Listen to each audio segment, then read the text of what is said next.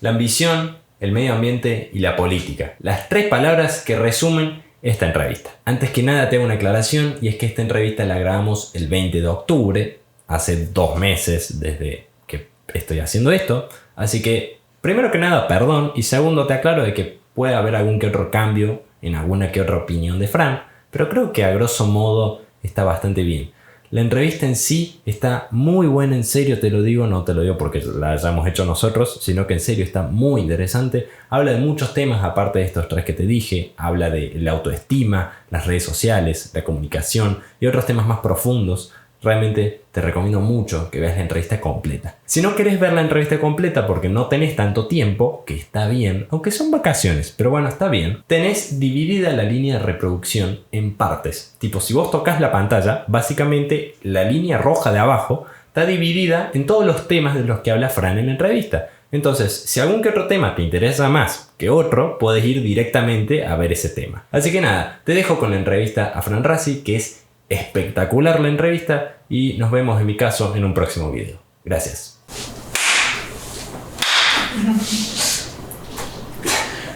Bueno, Fran, ¿cómo estás? Contame. Bien, dentro de todo bien. Un poquito nerviosa. Sí. Pero bueno, no sé, dentro de todo estoy bien. ¿Qué sé yo? Vos acordate. Estamos entre amigos, estamos hablando. La idea no es que no te vamos a poner un interrogatorio. Es algo para que nos conozcamos un poquito más nosotros dos, para que... Es lindo porque, por ejemplo, con la mía, yo me llegué a conocer a mí mismo un poco más. Un par de preguntas que me pegaron por sorpresa y yo dije, y pensé un par, así que... Capaz que te sirva. Pensalo como algo constructivo. La idea es que te sirva. Sí. Bueno, sos la primera escolta provincial. Ay, no. Contanos un poquito de eso. ¿Qué sentís? Yo creo que cuando me enteré que me avisaste vos, no fue la reacción que todo el mundo esperó que yo te iba a tener, y eso como que me ponía nerviosa, porque yo después leía los mensajes de WhatsApp y eran todos mis amigos felicitándome, ay, fueron felicitaciones, pero yo no estaba tan feliz porque no era el puesto que yo quería. Y yo sé que suena, ay, re ambiciosa, re egoísta, o sea, agradecer, qué sé yo, pero yo esperaba, o sea, más, porque yo en serio creo que merezco más.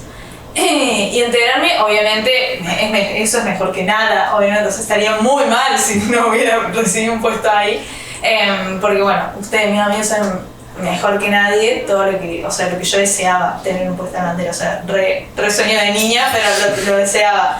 Y, o sea, ahora como que no es algo que me interpele mucho, por decirlo de una manera, porque ya está. Me deja un poco más tranquila porque al momento, no sé, de hacer las pruebas, de hacer tareas, digo, ya soy escolta, ya está, no me lo pueden sacar a la bandera, así que ya está, no hay algo por lo que me tenga que esforzar muchísimo, ¿entendés? Antes todo lo hacía con tal de llegar a ese puesto, que de igual manera no lo tuve, pero nada, ahora tipo me siento bien, estoy como satisfecha, pero al momento de enterarme me sentí como medio confundida, por decirlo de una manera, porque la gente me felicitaba, a mis amigos, esperando que yo reaccionara de una manera que no tuve. Y por ahí yo fingí reaccionar muy bien, como para complacer lo que ellos esperaban de mí, pero en realidad no me sentí tan contenta. O sea, no fue la gran cosa porque yo esperaba ser abanderada, no primera escolta. Y bueno, enterarme, y tenía la mínima esperanza de que llegara a ser abanderada, pero bueno, ya está y ya pasó y soy feliz igual, o sea, no es algo que me ponga triste tampoco, no me puso triste, me puso normal, o sea, no es algo que me exaltó, porque como yo esperaba, también dice que capaz esperaba no únicamente lo que mis amigos esperaban que reaccionara, sino como yo esperaba de mí que reaccionara, ¿entendés? Y no pasó. Quiero volver a algo que dijiste cuando dijiste que del tema de cómo te podrían describir, dijiste ambiciosa. ¿A vos te parece que la ambición es como algo negativo? Por la forma en la que lo describiste, te pregunto. No, para nada, porque si no fuera por la ambición, yo no lucharía por nada. Si no fuera, es decir, querer más de lo que ya tenés o conformarte con más de lo que te dan, o sea, es decir, no conformarte con lo que te dan sería sino con más, no te haría luchar por lo que realmente querés, ¿entendés? Sino te haría como una persona conformista, que se conforma con lo que le dan. Y eso no es algo que yo espero de mí, por lo menos.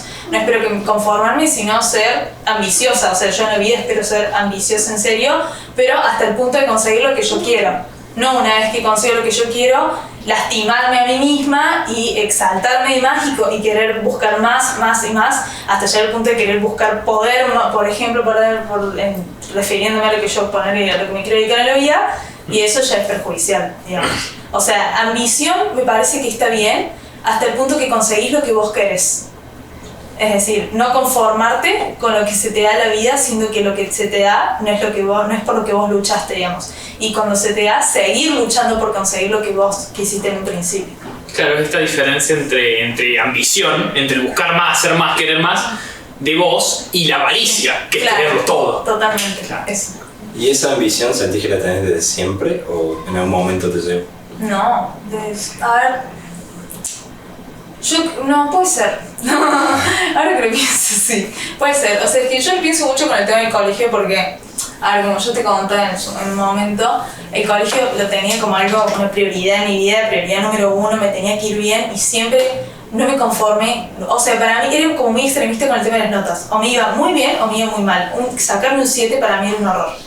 Sacarme un 8 era un horror. Era un 9 o un 10. Y... o sea, eso es algo que lo tuve toda mi vida hasta el año pasado, más o menos, cuando vos me enseñaste a no ver el colegio como algo tan importante porque ya me estaba lastimando, o sea, era algo que me estresaba. ¿Se acuerdan que me salió el eczema de los nervios y del estrés? O sea, ya eso me llegó a lastimar. Y ahí me di cuenta que en ese sentido no. O sea, como que lo fui siempre, pero en un ámbito de la vida. Y ya no tanto como antes. O sea, como que igual ahora ya estoy más madura, es decir, que sí, me doy cuenta hasta qué punto llegar y en qué punto parar, por decirlo de una manera. Pero ambiciosa soy, como lo dije antes, hasta conseguir lo que yo quiera. Y antes era llegar a un 10 en una prueba. O incluso ni siquiera, mira, me voy a decir algo, ni siquiera me gustaba sacarme 10. O sea, a mí me gustaba sacarme 9. No sé por qué. O sea, me parecía que un 10 era una nota que se te daba porque una prueba era fácil. ¿Entendés? En cambio, un 9 es como casi perfección, pero no la perfección porque la perfección para mí se daba porque era una prueba fácil, ¿entendés? Está muy interesante esto porque es la idea de la liebre y el zorro, que la idea es que nunca lo alcance. Este es algo de la búsqueda de la perfección. Esto lo había planteado cuando hablábamos hace unos años de la sociedad perfecta. Que es algo que lo que nunca vas a llegar, pero es algo que siempre tenés que perseguir. Es esa idea, vos querías la perfección, pero claro, el 10 no era perfecto, era que era menos de lo que vos podías. Claro, eso. Y esta no es una obsesión, esta búsqueda, ¿no? del triunfo académico. ¿Vos de dónde pensás que viene? ¿Era algo que vos te exigías o...? Sí, totalmente era algo que yo... Mis papás nunca en la vida me impusieron nada respecto al colegio. Pero nunca. Igual... O sea, esto es algo por ahí que surge en el primario, pero por lo que era el colegio al que yo iba en el primario. Era un colegio, bueno, ya de por sí ortodoxo, y era muy exigente, y no sé si lo sigue siendo, pero era, o sea, te tenían muy cortito. Y no sé cómo, o sea, sinceramente ni siquiera me acuerdo de 6 años, 7 años, cómo se me fue dando, pero siempre, o sea, suena recreído esto, pero o sea, siempre tuve como buenas notas en el cole. Y no sé, y como esa cultura académica excelente que me dejó el San Jorge, el colegio que iba antes, yo lo trasladé al Taborín, digamos. Que era totalmente distinto, porque en San Jorge, en el otro colegio, éramos 2 cursos, un turno mañana y otro tarde, pero, o sea, 60 chicos en total, y era un curso, sin ver el turno tarde, éramos 30 menos, y en el Taborín somos 120. O sea, era competir con mucha gente, y eso lo cambia todo, digamos. Y esa ambición y búsqueda de perfección que tenías en los estudios, ¿sentís que la cambiaste a otro área?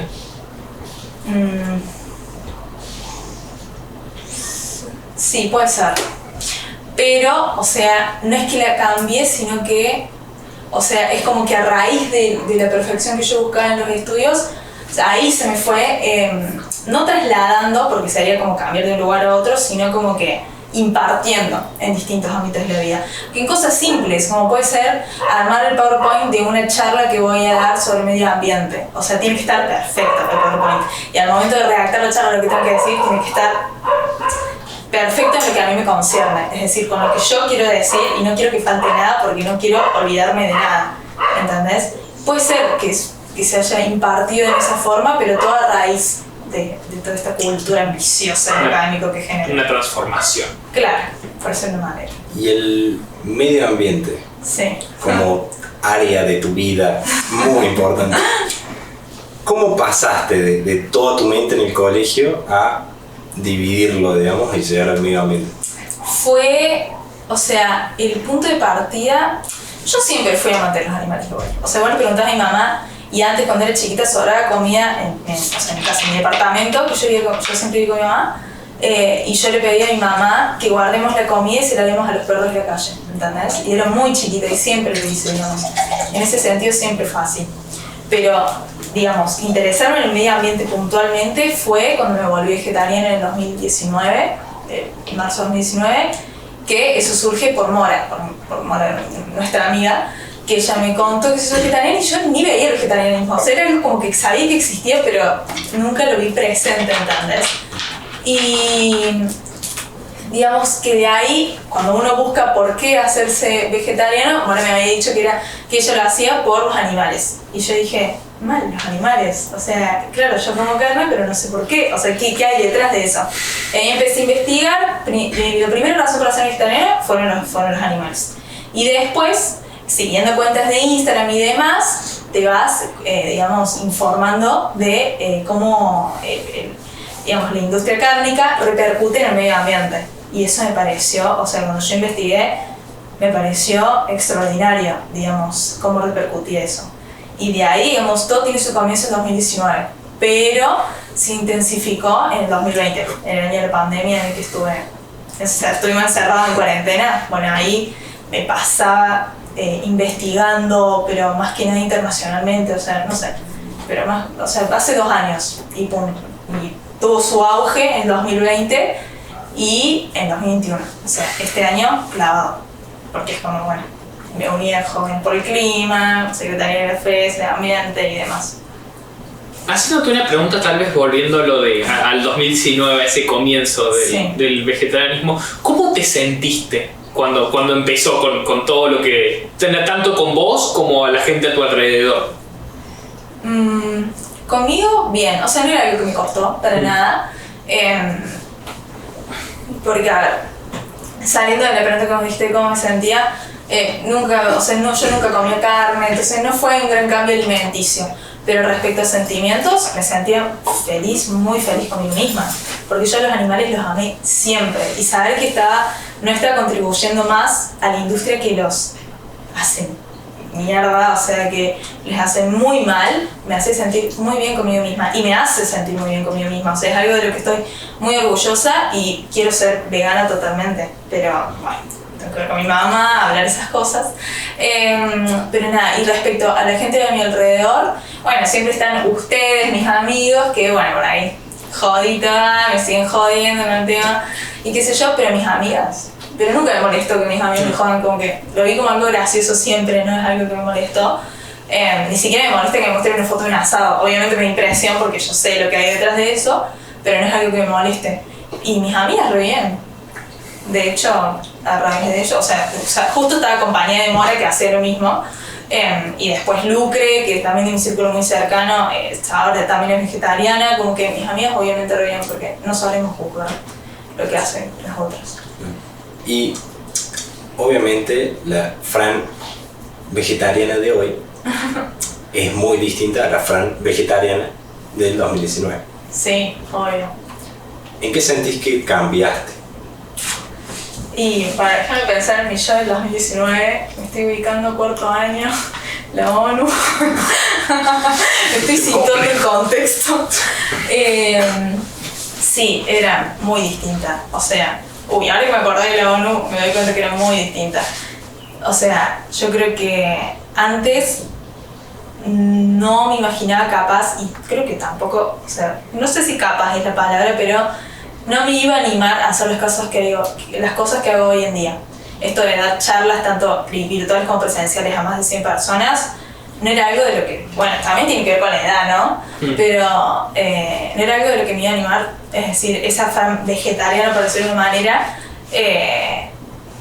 yo me acuerdo que capaz sentía cierta timidez por ahí decir que soy vegetariana porque como no era algo muy inculcado en la sociedad que me rodeaba, es decir, de los coles circundantes de Alta Bolín y demás, y de hockey y los clubes, era como algo innovador. Pero hoy en día es algo más normal, o sea, yo cada vez me entero de más chicas y compañeras así de distintos ámbitos que son vegetarianas o incluso lo fueron, o me preguntan, che, ¿cómo puedo empezar con esto?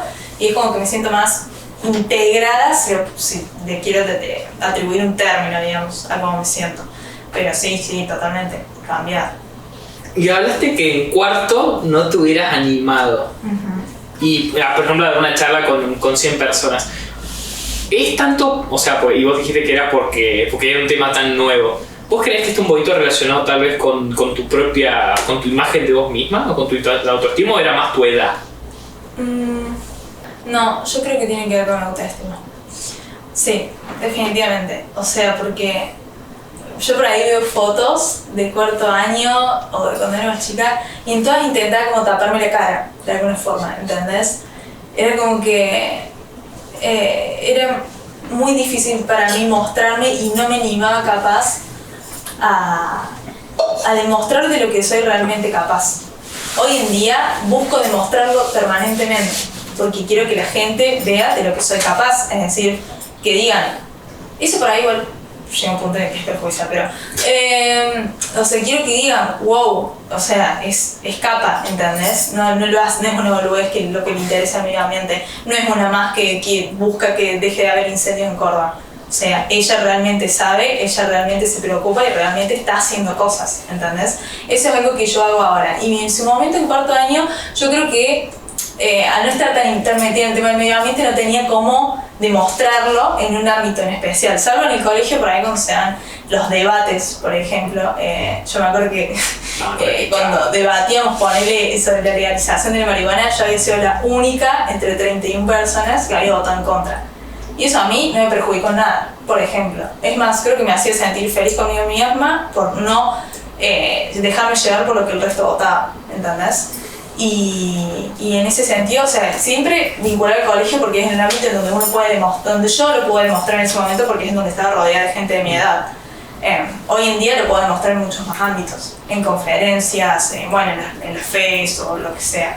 Ámbitos que igual has buscado vos. Sí, obvio. O sea, es algo que creo que te tendrías que atribuir vos. Sí, obvio, es que llegó un punto en el que me quedo corta con el colegio. O sea, necesito que esto salga para algún lado y además que necesito buscar espacios de retroalimentación. Yo con las FES y con Jóvenes por el Clima aprendí, pero muchísimo. O sea, aprendí más este año que en los últimos 3 años, ¿entendés? O sea, fue muy fructífero abrirme esos espacios. Y hablaste recién del tema de tu autoestima y que en las fotos de antes como que buscabas taparte la cara y después que encontraste la forma de demostrar todo lo que podés. ¿Sentís que, digamos, en la vida real, por decirlo de una forma, claramente lo demostrás todo el tiempo? ¿Sentís que buscaste en algún momento demostrarlo por las redes sociales? ¿Qué cosa? ¿Demostrar qué? Demostrar tu potencial, demostrar tu autoestima, demostrar tu voz. Sí, yo creo que sí. Sí. Sí, totalmente. No, sí, porque a ver, cuando se saca fotos se siente más linda, digamos. Y por ahí capaz quiere que, o sea, como yo también quiero mostrar mis capacidades, quiero que la gente vea que por ahí este estigma que se tiene de que uno no puede ser linda, inteligente y capaz, y no únicamente inteligente en matemática, por ejemplo, o en ciencias exactas, sino inteligente en lo que es hablar en voz alta, claro, en la social, claro, oratoria y demás. Por ahí se tiene el estigma de que eso no puede ser. Y yo como que también busco demostrar que eso se puede ser. ¿entendés? Y no porque me hago la linda, pero, o sea, tampoco considero fea. Y yo siento como que me gusta demostrar en redes, pero no por por satisfacerme a mí misma, sino para que la gente sepa que eso se puede, ¿entendés? Uno puede subir fotos de su cara, de su culo, de su teta, lo que sea, de su cuerpo, a las redes, como así también puede tener una muy buena oratoria, puede ser muy buena debatiendo y puede llegar a, digamos, triunfar en la vida de lo que es la política, por ejemplo, ¿entendés? Que la política por ahí, por ejemplo, el caso de Cintia Fernández. Se la recritica a Cintia Fernández por mostrar, bueno, la campaña que hizo por ser diputada, si no me equivoco, se la recriticó. Y eso es algo como que quiero que se desestigmatice eso. Y me siento satisfecha haciéndolo, digamos. Y sí lo demostré en redes, totalmente, porque es donde uno más llegada tiene. O sea, es decir, las historias, no sé, me lo ven, qué sé yo, 800 personas, ¿entendés? 700. Y quiero que esa gente vea que se puede hacer eso, ¿entendés? Y que no sean únicamente imágenes de mi cara, de mi cuerpo, sino imágenes informativas. Es decir, como suelo subir, qué sé yo, lo que está pasando en el mundo y demás, cosa de que se mezclen un poco los temas y no sea siempre las mismas historias. Es muy interesante esta visión que tenés de las redes, ¿no? Del potencial de las redes. ¿Vos qué opinás de la capacidad que tiene las redes de transmitir y crear ideas? Y yo, si no fuera por las redes, nunca me hubiera metido en Jóvenes por el Clima. Y con eso te digo bastante, porque Jóvenes por el Clima me está cambiando la vida. O sea, Jóvenes por el Clima es algo de lo que yo pretendo estar hasta que me haga adulta y no me identifique como joven, es decir, no puedo ser parte del movimiento. Pero digamos, esto es algo que yo hago mucho hincapié al momento de hablar de las charlas, y es que siempre que por más llegada que se tenga en las redes, que esto de por ejemplo, tomando el caso del medio ambiente, no sea algo totalmente involuntario el interés que te pueda surgir por un tema. O sea, hablando por ejemplo del medio ambiente, como me pasó a mí. Que yo no tuve la voluntad de investigar, qué sé yo, pero nunca tuve la intención de meterme en una organización. Y si no hubiera sido por la llegada que tienen las redes, con la difusión, por esto de pagar publicidad, de pasar historias, de gente que publique en sus historias cosas, yo jamás me hubiera enterado. O sea, sabía que existía Jóvenes por el Clima, pero nunca me sentí, o sea, como que tuve las ganas de meterme ahí porque capaz no me sentía capacitada o qué sé yo, pensaba que era otra cosa. Y digamos, en eso las redes me parecen espectacular, o sea, en el buen sentido. Obviamente tienen su lado mal y demás, etcétera, que es lo que todos sabemos, pero a mí las redes me reayudaron, o sea, me cambiaron la vida, literalmente, me están cambiando. Siguiendo esto que nos decís de cómo Jóvenes por el Clima, sí, te está cambiando la vida, y esta parte de que tu sueño de niña era ser abanderada, contanos un poquito sobre tus sueños a futuro. ¿Qué querés hacer? ¿Cuál es tu ambición? Vos que sos muy ambiciosa, ¿cuáles son tus ambiciones a futuro? Cambiaron hace poco. Contanos. Antes, mi sueño era que, por la que elegí la carrera que quiero estudiar, Relaciones Internacionales, que ahora estoy dando la carrera, era trabajar en la ONU. Imaginaba obviamente la parte de ambiente y demás, pero no la parte de diplomacia, o sea, no es algo a lo que me siento por ahí, qué sé yo, reconozco que tengo buen oratorio, pero no es algo a lo que me quiero dedicar. Y ese era mi sueño tipo principal, trabajar en la ONU, que sigue siendo un sueñazo, o sea, genial llegar a la ONU, no es algo que rechazaría nunca en la vida. Pero yo creo que al meterme en Jóvenes por el Clima, que como que te hace una llegada más a lo local, a lo regional, situándote en Argentina, también, qué sé yo, en estos años de justo de historia que vimos el año pasado y que vemos hoy de supuestamente la historia de Córdoba, que no sé qué tanto de Córdoba vimos, pero el año pasado que vimos bastante de la historia argentina, o sea, bastante aprendí, me llevó a interesarme muchísimo en entrometerme obviamente en la política, pero de Argentina. Es decir, y ahora, un sueñazo ser presidenta, es decir, pero es algo que veo muy lejano y no es algo que tenga tanta ambición a llegar, ¿entendés? Pero sí tener un cargo político importante en Argentina es un sueñazo. O sea, antes no lo era, antes ni me interesaba la política argentina, o sea, la historia argentina era algo que yo decía, uy, qué aburrido este año, vamos a ver la historia argentina, nunca me gustó, etc. Y yo creo que al darme cuenta que me interesó, que me gustó, es donde dije, y al ver las problemáticas ambientales que tiene Argentina, y bueno, citándome también concretamente en Córdoba, dije, alguien tiene que hacer algo. Y yo por ahí veo y le pregunto a mis compañeros, no, ¿y vos qué vas a estudiar? Y vos qué sé yo. Y no, la gran mayoría no se va a dedicar a la política.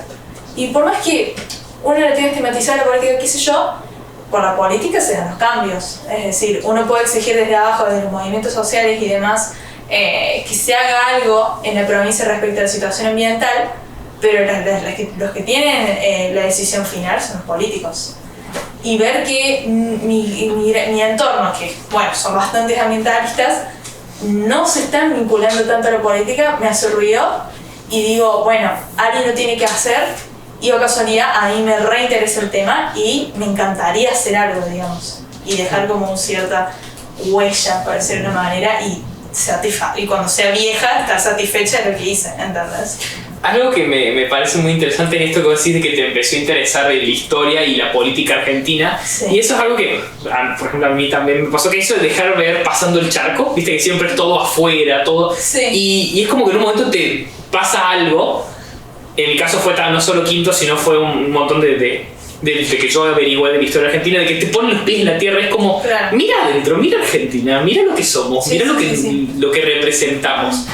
Y mira dónde estás también. Porque vos se habla mucho, ¿no? Yo, por ejemplo, hablaba mucho de querer hacer cambio y cosas afuera.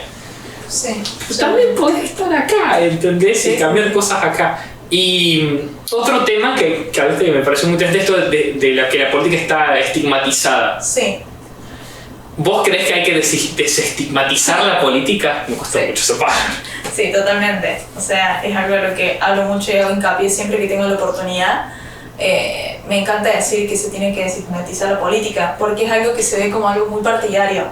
Es decir, o sea, tampoco lo veo como algo tan malo, porque es de donde me salió a mí el interés por la historia argentina y por generar, digamos, verme a mí en un futuro en Argentina. Me generó mucho interés el tema del peronismo y de cómo, o sea, el odio que hay hoy generalizado capaz hacia el kirchnerismo y demás, es algo que yo digo, ¿por qué? ¿Qué está pasando? Y qué sé yo, y eso me llevó a investigar un montón y demás, y me interesó.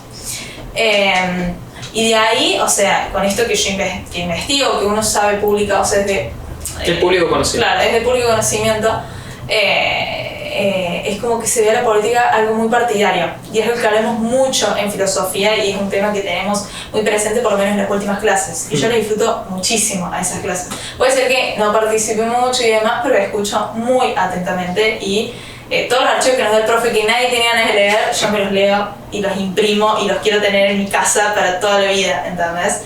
Y bueno, y de ahí me surge, digamos, este interés y las ganas de desestigmatizar a la política, de no verla como nos dice el profe, de algo, o a la democracia como solo votar, sino hacer muchísimo más hincapié en lo que es la representación y cómo ella se vincula a la participación, que es justo el tema que tocamos en la clase pasada. Sí.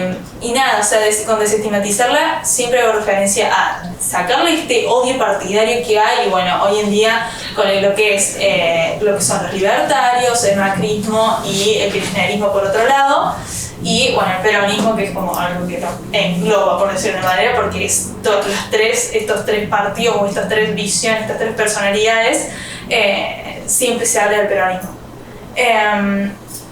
Y ahí es donde yo digo, basta de pensar la política así.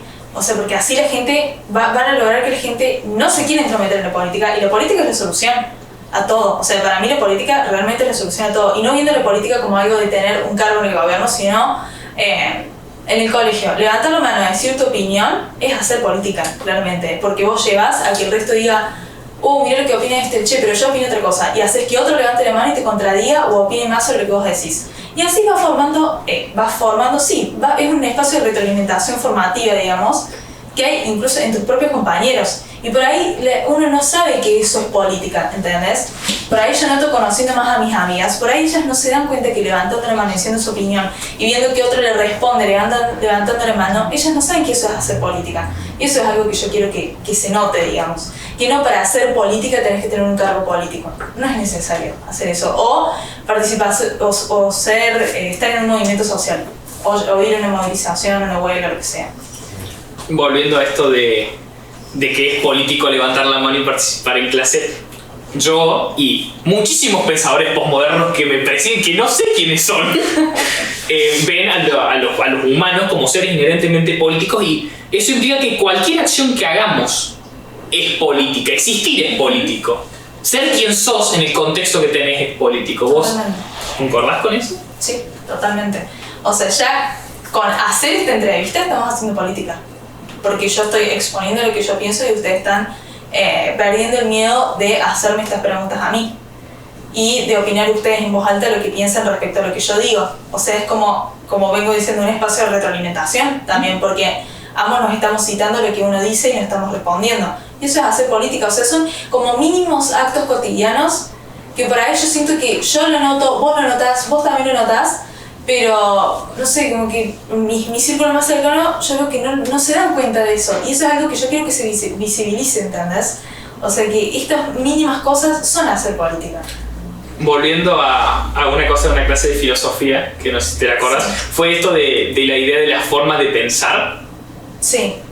Porque la forma de pensar es un clic realmente. Y es algo que inunda directamente toda tu cosmovisión, que es algo que creo que te pasó con los animales y con el vegetarianismo, que fue algo que empezó a todo lo que vos veías, todo lo que vos, el contexto que vos veías, era como que tenía eso presente. Y eso es algo que la gente no solo cuesta, entendiblemente cuesta, sí, me costó a mí hablarlo directamente, pero es algo que normalmente y lógicamente da miedo. Porque a mí, por ejemplo, me pasó hace... Esto es muy personal, pero bueno, o sea que estamos... Me pasó con el tema del género y de todo esto de las orientaciones sexuales. Ya sé, no te lo... que empezó a inundar toda mi cosmovisión y todo, ¿viste? Todo al punto en el que cualquier cosa que veías, que pasaba generalmente en la calle, que es existir, lo pensás por esos lentes. Y es muy interesante eso, no sé si te pasó... Sí, totalmente. Yo creo que más me pasa, más que nada cuando me estaba entrometiendo en lo que es el medio ambiente, y a todo lo que pasaba, yo como que pensaba, ¿y el medio ambiente qué? ¿Entendés? Por ejemplo, no sé qué tema podríamos llegar a hablar en clase, a ver... no sé, no se me ocurre un tema, pero siempre lo vinculé al medio ambiente. O sea, como a vos te pasaba con las cosas de género, a mí me pasaba con decir, claro, vos haces esto, y el medio ambiente, ¿en dónde queda? ¿Entendés? Era algo como que lo tenía muy presente y o sea, ahora me pasa, pero ya no es algo como que me esté obsesionando, o sea, tan presente en mi cabeza, ¿entendés? Ahora creo que me estoy más interesando más en lo que es la política, entonces veo más la política, por ahí es como que reordené el orden jerárquico de mis intereses, o sea, reordené jerárquicamente mis intereses, quise decir, y en primer lugar tenía el medio ambiente, y ahora tengo en primer lugar la política y en segundo el medio ambiente, ¿entendés? Y eso cambia la visión. Y entender que, como vos dijiste, que la política es algo que abarca todo y que cuando se llega a todos los cambios, es entender que la sociedad, al ser tan compleja y multifacética como es complejo tener todo en orden, claro. Realmente. Entonces es como que... Y aparte esto de que vos planteas de que antes estaba en todos lados el ambiente y ahora no, es algo de también llegar a la madurez de una idea. Sí.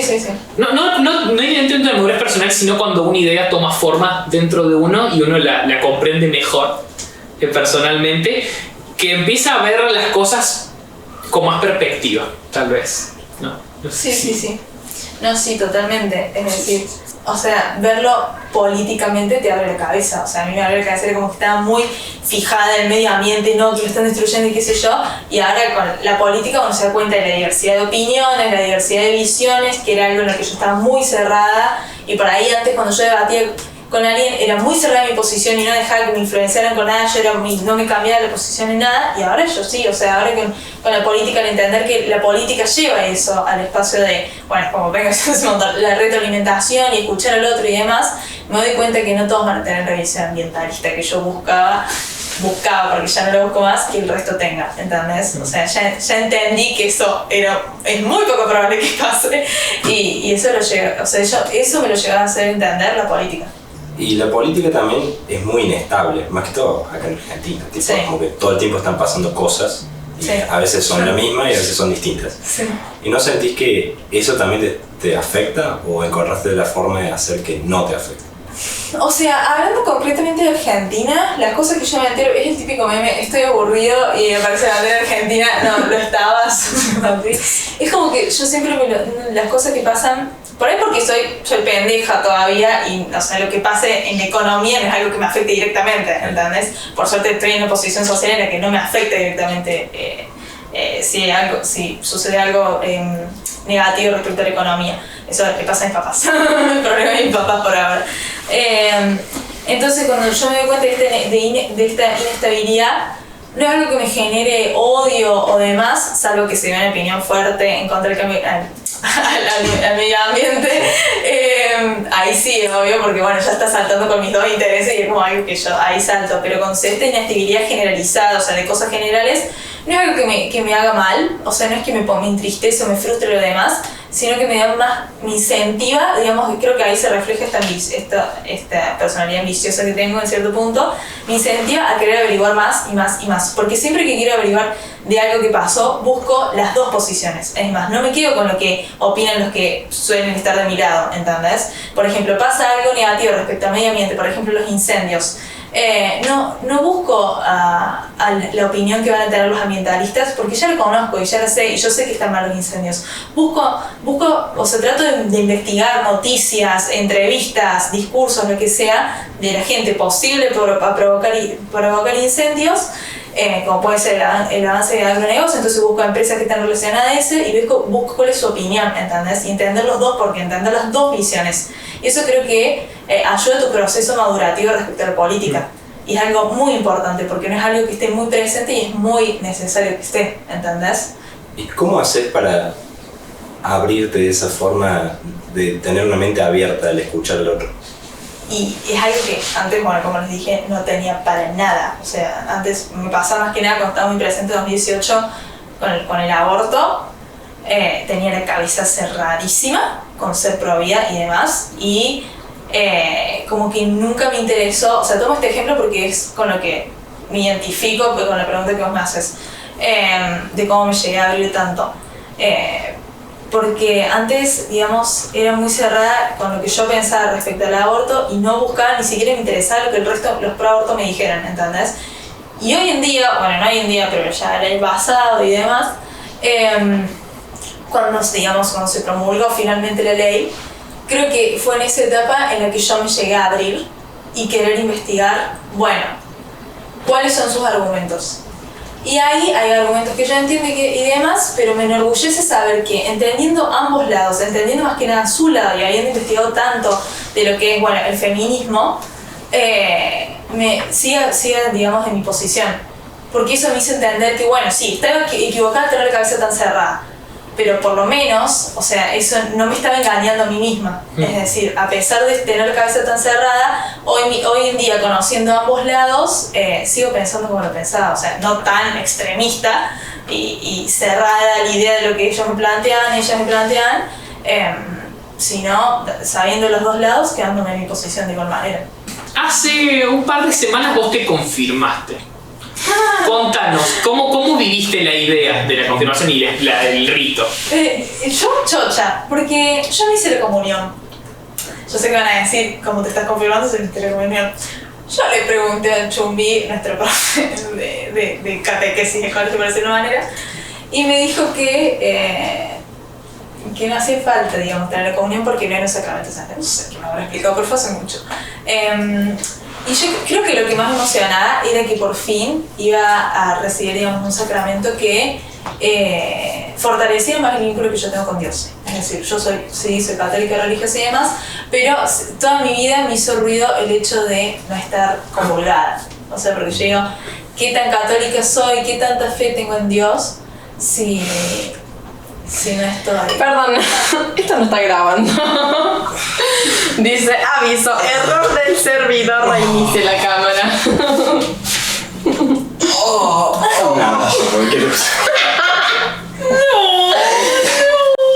Fran, hace un par de semanas vos te confirmaste. ¿Cómo viviste este rito? ¿Cómo fue para vos? Yo creo que... O sea, no sé cómo ponerlo en palabras y sentimientos, porque la verdad que no sé. Pero fue algo que disfruté muchísimo y que sentí que me saqué un peso de encima, pero no porque pretendía hacerlo de confirmación y tenía el peso de que la debía hacer, no, para nada, no en ese sentido, sino el peso de como que yo sentí que le debía algo a mi creencia en Dios, ¿entendés? Porque yo no hice la comunión, entonces como que yo decía, si tan católica soy, si tanto rezo todas las noches, si tan creyente soy, ¿por qué no hice la comunión? O sea, no era algo que estaba en mi poder, obviamente tenía 9 años, como que mis papás no me llegaron a hacer la comunión, que no es algo que lo juzgue, porque es como que me dieron la libre de decidir si la quería hacer o no. Pero, digamos, hacer la confirmación es algo que yo esperaba porque sentía que era como reafirmar mi fe, es algo que se dice todo el tiempo en formación cristiana, pero es la realidad.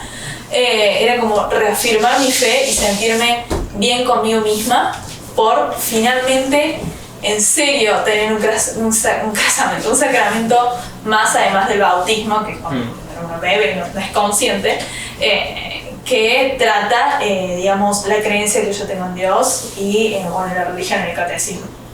Me parece muy interesante esta idea del sacramento para reafirmar la fe de uno. Sí. ¿Cómo lo sentías? ¿Vos crees que realmente es necesario? No es necesario. Digamos, no lo tomo como algo necesario en mi vida porque entiendo totalmente y soy muy consciente que yo soy libre y en cualquier momento puedo dejar de creer en Dios. Y obviamente, por más creyente que yo me crea y demás, siempre me surgen mis dudas de decir, che, si Dios en realidad no existe, y si soy una boluda que le está rezando la nada, o sea, siempre surge esa duda, pero finalmente, o sea, me convenzo con la idea de que en realidad sí está. Digamos, no lo veo como una necesidad, pero capaz lo que sí era necesario para sentirme satisfecha conmigo misma era sacarme, como les dije, este peso de encima de tener que hacer algo para reafirmar mi fe. Es decir, que no quede solamente en yo a escondidas, bueno, no a escondidas en la noche, pero me refiero a que nadie me está viendo rezar.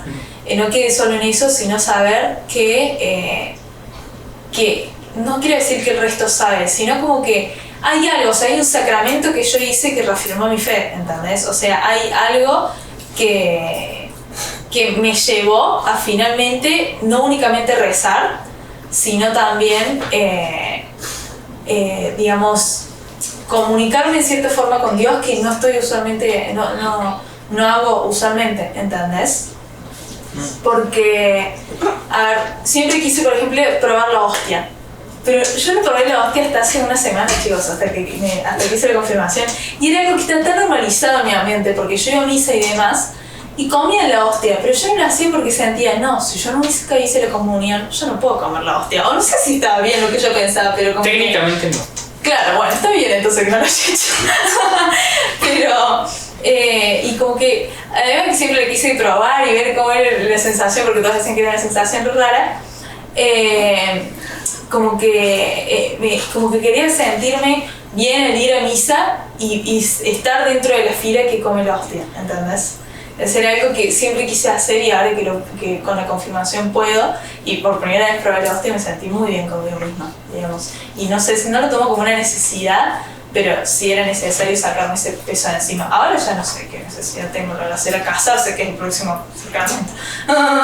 En su momento ya llegará. ¿Y Dios, vos sentís que la creencia, digamos, en Dios es algo que te aporta a tu felicidad? Sí, yo creo que sí. No sé, no quiero decir felicidad, porque no es algo con lo que lo identifique, si lo pienso bien, pero sí me relaja y me tranquiliza muchísimo. O sea, en los momentos en los que yo estoy muy desesperada y me empiezo a hiperventilar, no digamos médicamente hablando, o sea, no es que me quedo sin aire, sino hiperventilar de pensamientos negativos, me pongo muy nerviosa. Por ejemplo, esto de que me pasó de que la semana pasada falté el cole y falté 2 pruebas y tuve que estudiar en 2 días para 3 materias, en 2 pruebas no me tomaron, o sea, son cosas como que me pasan y que por más que yo charlo con amigos y me tranquilicen, es como que confío y tengo muchísima fe en que si yo hablo con Dios me voy a tranquilizar. O sea, al momento de rezar, y me pasa, o sea, lo que me hace reafirmar esto es que una vez que rezo me tranquilizo en serio.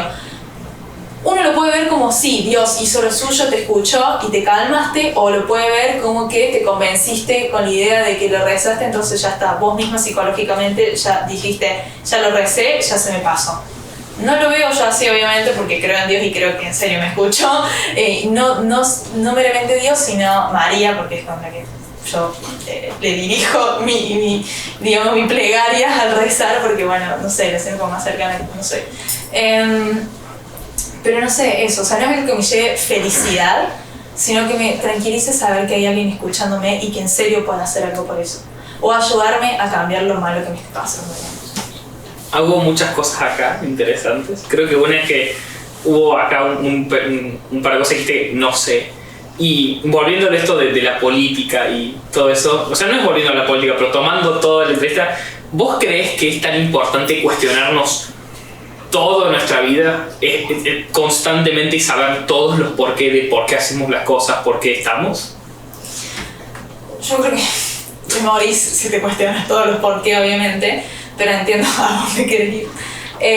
A ver, yo creo que cuestionarse la vida es muy importante. O sea, no, tampoco llegarlo, o sea, sí, bueno, cuestionarse si querer estar vivo o no, sí, pero me refiero a términos generales de la vida, de si esto es lo que realmente quiero y demás, a dónde quiero llegar, es muy importante, porque yo lo hice. Y de no haberlo hecho, no sería lo que soy hoy en día, por decirlo de una manera. Esto lo hice en el momento en el que me empecé a interesar en el medio ambiente, o al momento en el que dije, al momento de tomar la decisión de decir mi opinión, ¿entendés? O un simple tweet respondiendo a otro tweet diciendo mi opinión, digamos, ¿entendés? Eso es algo que es cuestionarme a mí misma, no sé si la vida, porque es como un término muy amplio, pero contestar un tweet es algo que me puede repercutir en mi humor de todo el día. Porque, digamos, puede ser que la persona me responda con algo muy fuerte que me pasó, o con algo que terminemos llegando a un acuerdo y demás, y sea un espacio de retroalimentación. Un debate como tiene que ser tranquilo, pero en Twitter detrás de una pantalla uno responde como quiere, digamos. Entonces, no sé. Yo resono mucho con esto que estás diciendo, me parece muy interesante porque está lo que al menos yo siento, no sé si vos concordarás, que es esto de hablar, contestar, debatir, es demostrar nuestra propia existencia ante el éter en sí, no ante la nada. Es como decir, aquí estoy, existo. Sí. Y de cierta forma es decirnos que hasta cierto punto importamos. O al menos es como yo lo sentí, no sé si vos concordás con eso.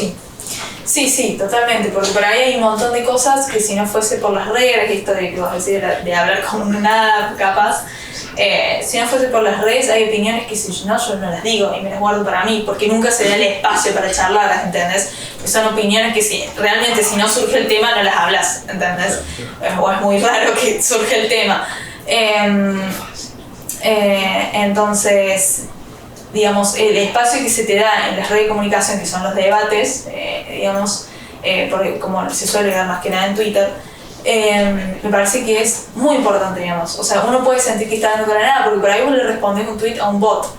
Pero no es un bot en realidad, no, porque estoy confundiendo el concepto. Pero alguien que no tiene ni foto de perfil, ni siquiera tiene nombre propio en el usuario, ¿entendés? Entonces ahí sí sentí que estás hablando con un nada.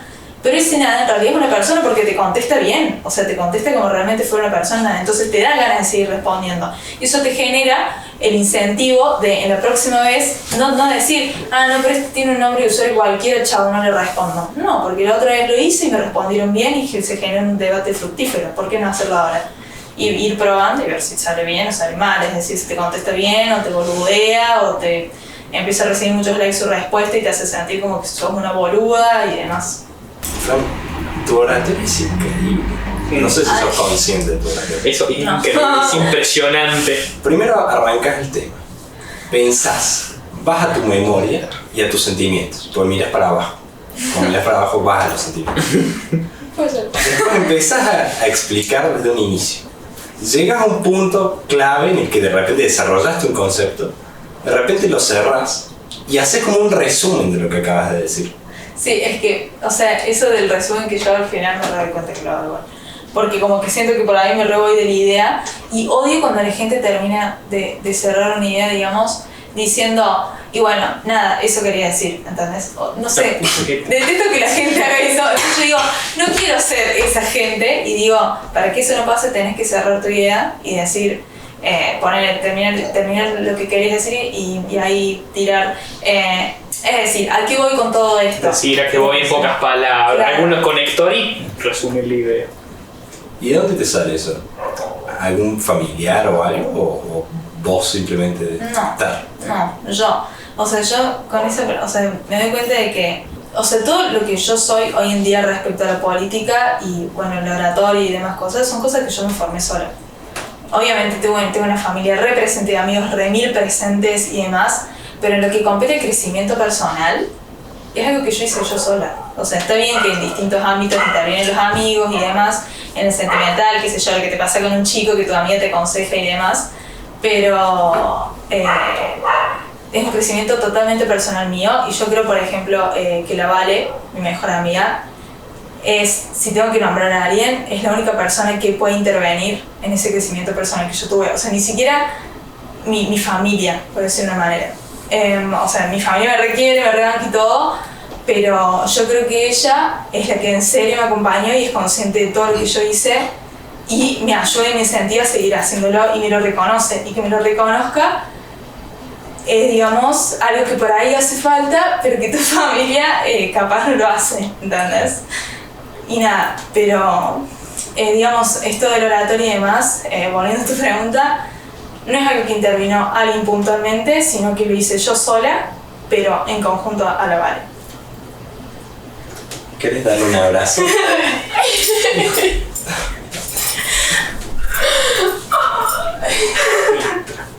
Yo soy la Vale. Seguimos. Explicaste, digamos, que tu desarrollo personal fue vos y conjunto Laval. Sí. ¿Cuánta importancia crees que tiene la soledad en eso?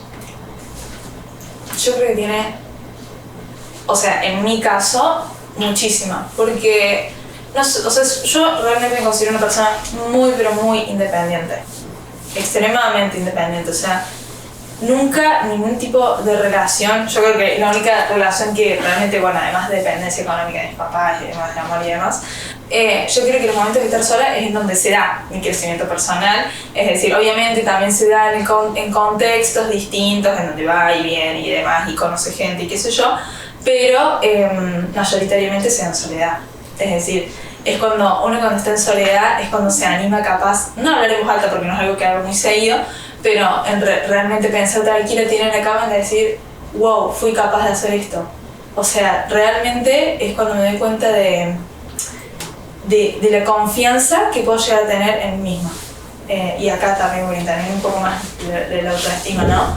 De esta confianza que yo tengo en mí, de hacer las cosas, de algo que por ahí parece ser muy grande, pero que las hago porque confío en que me van a salir. O sea, por las cosas que hice antes, o sea, como puede ser esto de dar una charla, aunque sea virtual, a 100 pibes, es algo que yo no me animaba, como que costaba y demás, pero que lo haya hecho me demuestra que realmente soy capaz de hacer las cosas que no me animo a hacer, ¿entendés? Y es lo que digo, es como cuando se me presenta una oportunidad así, digo, dale, hacelo, si ya te demostraste 1000 veces de que sos capaz y te van a salir bien las cosas, ¿entendés? O sea, esto de no tener, o sea, no dudo en mí, ¿entendés? No tengo duda en que lo voy a hacer bien, porque confío, o sea, en los momentos de soledad es cuando pienso esto y reflexiono en la confianza enorme que generé en mí misma. Y obviamente intervinieron personas y demás, y que el colegio, por ejemplo, era algo que en eso me perjudicaba, porque era lo que me generaba las dudas en mí. Pero personas así como dije que fue la Vale, y personas como, bueno, fuiste vos, que fuiste el que o sea, fue creo que un gran 20% de cómo soy ahora se debe a lo que vos me ayudaste a cambiarle el orden jerárquico que yo le daba al colegio, y dejar de verlo como algo tan importante me ayudó a dejar de tener dudas en mí, porque era el colegio lo que me generaba dudas en mí, y empezar a confiar en mí misma. Digamos, vos fuiste como lo que le dio pie a que yo sea como soy hoy en día, y que hoy en día, bueno, me acompaña, como dije antes, más que nada la Vale. Así que te debo un gran gracias. Te hablas que vos te demostraste muchas veces a vos misma con anterioridad, ¿no? Entonces eso te ayuda a retomar tu confianza en vos misma, básicamente, en esos momentos como la reafirmás. Sí. ¿Recordás este primer salto al vacío? Puede ser que te lo has demostrado. ¿Recordás la primera vez que te demostraste que sos capaz?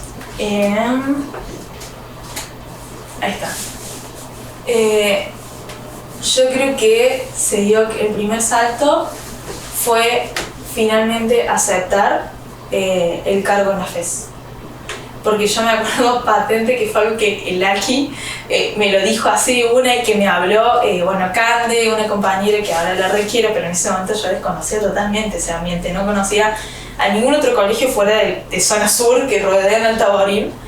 Y era como algo que yo dudaba y que yo me acuerdo patente que yo le decía a mi mamá, ay, pero no sé si decir que sí a esto, o sea, no me animo, no tengo idea de lo que es, o sea, conocía lo que era la FES, pero no tengo idea de lo que se hace ahí concretamente, no sé, le tenía miedo, obviamente.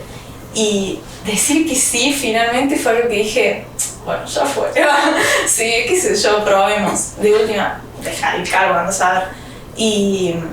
Y ahí fue cuando fue el gran salto al vacío que yo hoy en día agradezco a Dios y la Virgen haber dicho que sí. O sea, haber confiado en mí también y decir, dale Fran, o sea, vos vas a poder hacerlo, qué tanta cosa puede ser, que al final es tanta cosa, no por la actividad y demás que tengo que hacer como secretaria de Ambiente, sino por la gente que conocí y por cómo me abrió la cabeza. Es decir, y eso fue un gran salto que fue lo que después me llevó a meterme en Jóvenes por el Clima.